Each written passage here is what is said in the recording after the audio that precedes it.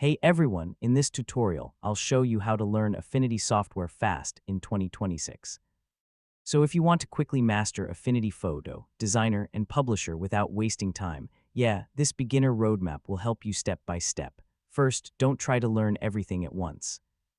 So start with just one app, like Affinity Photo if you want editing, or Affinity Designer if you want design work. Next, focus only on the essential tools. Move tool, brush tool, pen tool, text tool, and layers are enough to start. So don't just watch tutorials.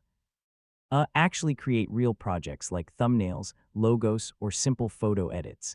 Now use templates and presets to learn faster.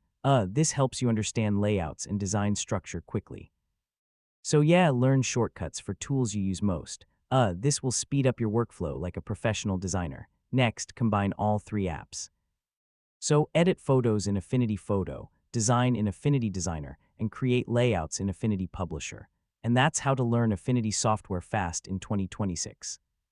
Once you focus on the right tools and practice real projects, you'll improve much faster than just watching tutorials. If this guide helped you, feel free to check out more design tutorials. Hey